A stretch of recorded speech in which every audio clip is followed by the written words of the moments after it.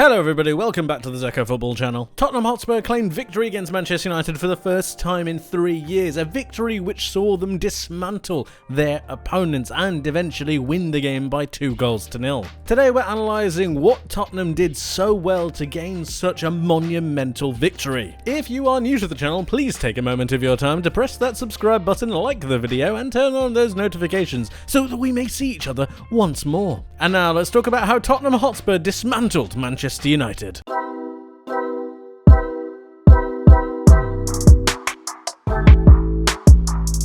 To be able to understand what Ange Postecoglou is doing at Tottenham and how well they did against Manchester United, it's important to understand the methods and the ideas that he wants to put forward in this Tottenham side. So we have them set up in their 4-2-3-1. And really, there is a lot of flexibility in this side.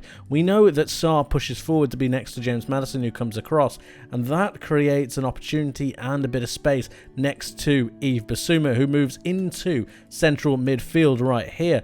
Bissouma is one of the best central defensive midfielders on his day in the Premier League, and his ability to both play with the ball, go forwards, but also be able to drop back and huddle across and make sure that he's able to protect the space is incredibly important.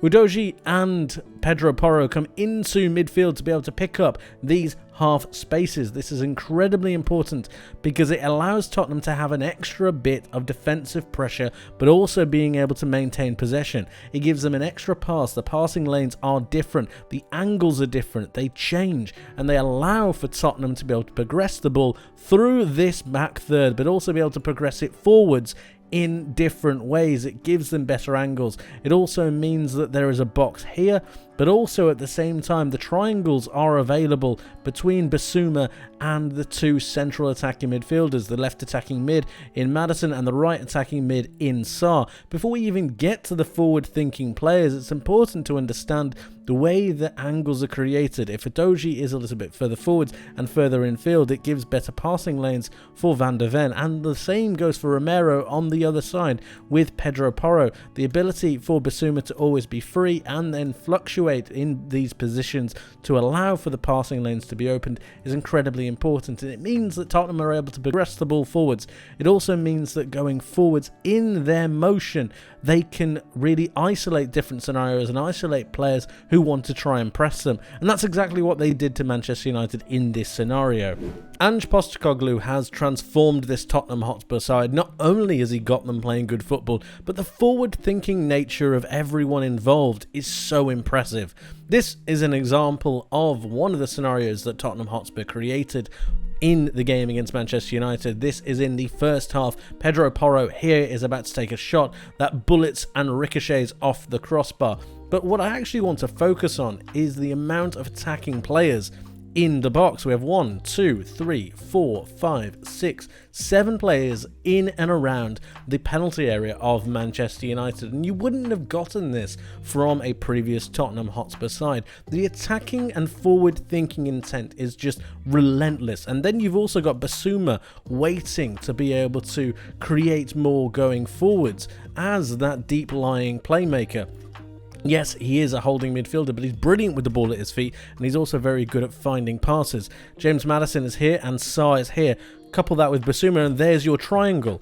All of a sudden, you can see the patterns of play coming from this Tottenham Hotspur side. Kulusevski is cut inside to bring Shaw in, and this means that Manchester United are all encompassed within the same zone. Casemiro has dropped a little bit deeper, as has Mason Mount. Bruno Fernandes is waiting for that counter-attack, but it isn't there. The United back four is not in line, as you can see, and this is all down to the running that Tottenham Hotspur have created. On top of that, this is your left back, this is your right back.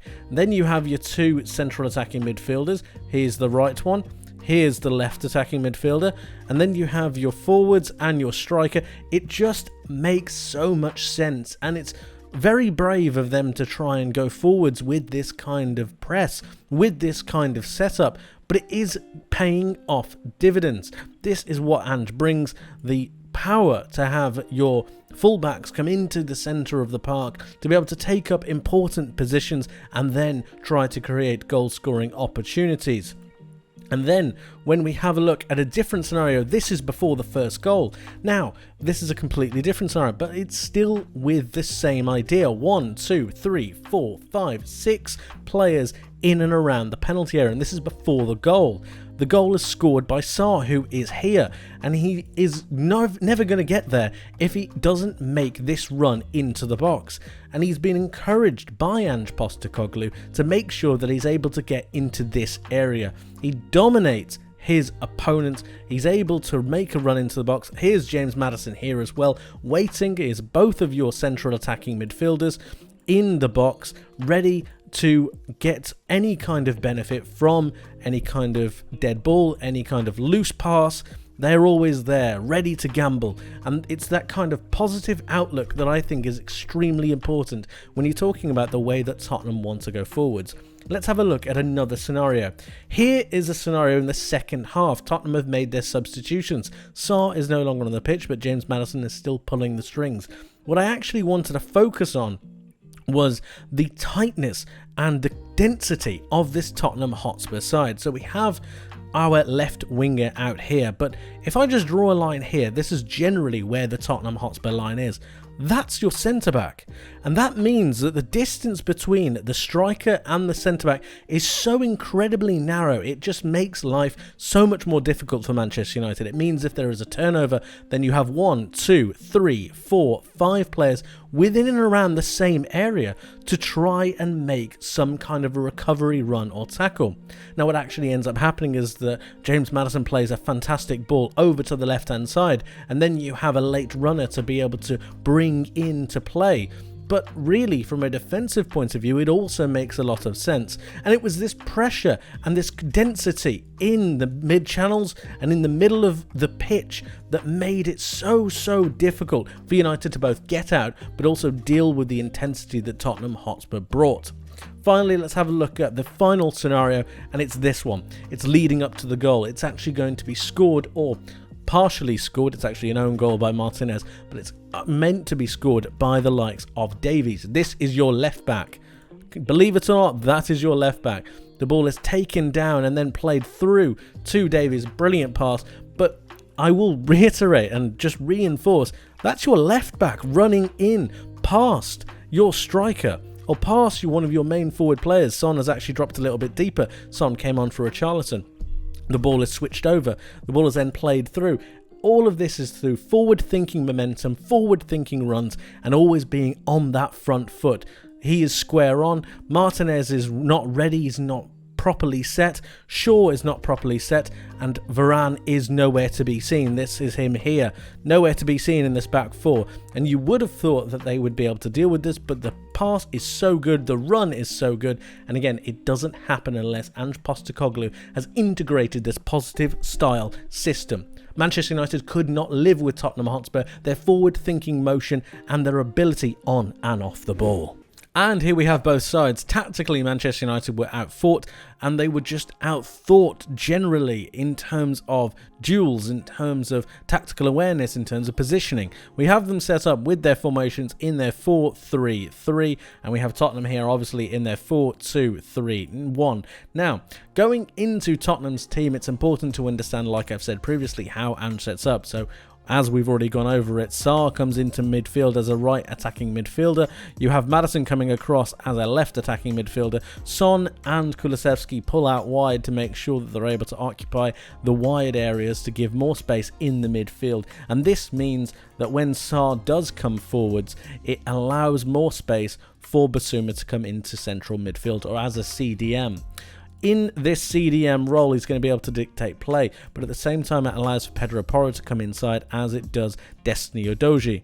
The passing lanes, as I've already mentioned, are opened up, then it gives Tottenham Hotspur far greater control in the middle of the pitch because they are creating all of the overloads.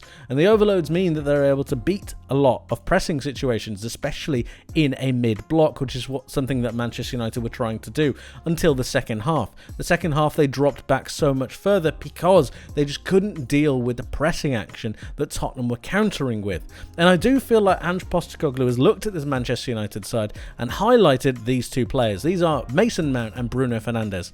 When we talk about Mason Mount and Bruno Fernandes, yes, they're very hardworking, and yes, they understand certain principles of the game, but I think that the roles that they're playing in the side are incorrect. They should be playing the role of the 8, but they're not. They're actually playing the role of the 10, and they're both occupying these roles at the same time, meaning that they're going far too forwards, or far too far forwards than they ever should be, and this means that they leave Casemiro completely isolated. In this, they are really just offering themselves up to be overrun in midfield, and there's no wonder that Manchester United look absolutely shattered in the second half. It's because of the passing lanes that Tottenham created. The amount of lanes and angles that they were able to create meant that Manchester United could not press. They hadn't worked on their press well enough, and when they actually did get some pressing going, it was able to be bypassed more often than not. And then further down the line, when Tottenham moved forwards, you'd start to see an indecision in certain Manchester United players. Bruno Fernandes and Mason Mount would start to look towards the fullbacks, and that left Bissouma completely open. He's able to dictate the play from the game, but also it allowed for the likes of Sarr and Maddison to be able to get so many more runs on Casemiro, who, as I said, was completely isolated. And in the end, it looked something like this. This is a scenario that happened more often than not. Look how isolated Casemiro is in this situation. He has two players that he's got to try and mark, and this is because Bruno was pinned onto Udogie and Mount was pinned onto Porro. But as I'm sure you can notice, with this pair occupied and this pair occupied, Marcus Rashford is occupied with these two centre-backs. You've got Anthony with Son. You've got Garnacho pushing forwards to try and press. There are so many players here that have a free role in space. Maddison was able to get on the ball in the second half because he was allowed so much space. You've got Sarr, who had the ability to really drift into forward-thinking areas. And then you've got Bissouma, arguably the most dangerous player on the pitch when it comes to drifting with the ball and making sure the ball is rotated. And all of this meant that Tottenham had the time and space that they wanted to try and carve Manchester United apart. We spoke about just then, we spoke about Son and Anthony, and they lost their, Anthony lost his duel. We spoke about Shaw having to press up against the likes of Kulusevski. This is because Garnacho generally left his man to try and press on Romero, and there just weren't enough players. Manchester United could not deal with the fact that Tottenham had this quartet in midfield. Add on to Bissouma, it's 5 players. They overran the midfield and they continuously played through Manchester United because they didn't have the awareness nor the cohesive unit to be able to work as a trio. And it's as this trio that really meant that they fell apart. Casemiro could not cover all the ground, which meant that there was a hole in this Manchester United midfield. Mason Mount and Bruno Fernandes tried to cover some of the runs, but it wasn't available because of the extra runs from Sarr and Maddison. And then you'd see the likes of Varane starting to get aggressive, Martinez starting to get aggressive, but it's again down to the duels, and Son would win the duel against Anthony more often than not. Shaw would lose out to Kulusevski, and you'd see lines being broken on the wings. It was the flooding of midfield and the Ange Ball system that I think really caught Manchester United off guard, and it's something that Erik ten Hag just could not counter. Brilliant overload through midfield that Manchester United just couldn't see, and it allowed Tottenham Hotspur to play through them time after time after time again. Genius, brilliant, and it's only just scratching the surface of the new level of depth that we're going to be seeing from this Tottenham Hotspur side. They ripped Manchester United to shreds, they dismantled them, and if they were to play the game again, they'd do it exactly the same. Impressive stuff from Tottenham, and it's only going to get better from here. But let me know what you guys think in the comment section below on Tottenham Hotspur and the way they played against Manchester United. Tottenham fans, how excited are you? Please do let me know, because it's extremely exciting. Let me know your thoughts on your team in the comment section below. Man United fans, what did you think of the game? Please do tell me, because I was not impressed by the way that Erik ten Hag and his team tried to play up against this Tottenham Hotspur setup. Just very disappointing. Let me know your thoughts. Thank you ever so much for watching. I hope you enjoyed, and I hope you learned something new. And I hope to see you in the next one. But until then, take care of yourselves.